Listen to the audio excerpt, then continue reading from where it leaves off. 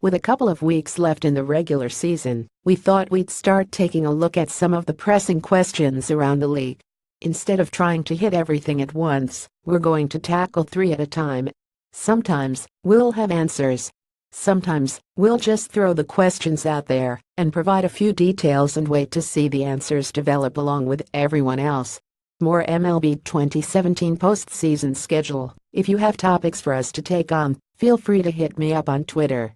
Without further ado, 1.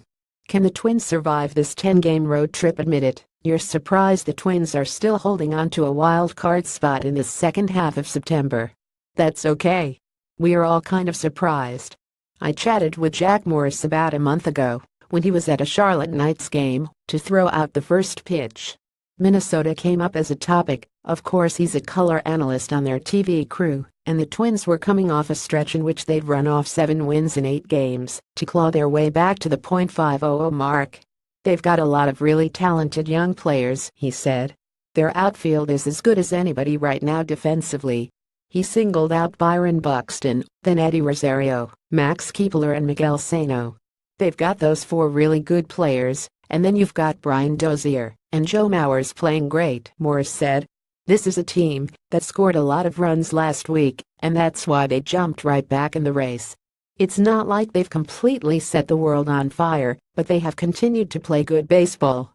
Since I talked with Morris, the Twins are 19-14, which has been more than enough to vault them into the second wild card spot. Entering Tuesday's game at New York, they owned a 1.5-game lead over the Angels for that final spot. To make it to the postseason for the first time since 2010, they're going to have to win on the road down the stretch. After the 3 games in New York, they play 4 in Detroit and 3 in Cleveland, before finishing with 3 at home versus the Tigers. The negative way to look at that is 10 of their final 13 on the road. The optimistic version says they have 7 of their final 13 against the Tigers. Either way, we'll find out a lot about this young squad. 2. Can David Price thrive as a reliever? One of my favorite storylines of the 2008 playoffs was the emergence of David Price as this unstoppable force in the Rays bullpen.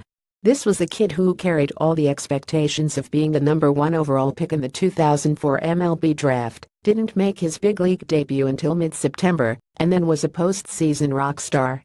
I'll never forget watching him come out to the Tropicana field mound in Game 7 of the Elks, with 2 outs in the 8th inning and Boston runners on first and third, trying to protect a two-run Rays lead.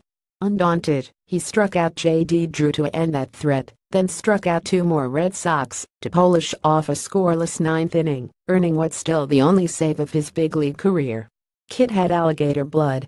His postseason journey as a starter has been much more bumpy, and his 2017 has been a series of cascading frustrations, low-lighted by an extended stretch on the DL.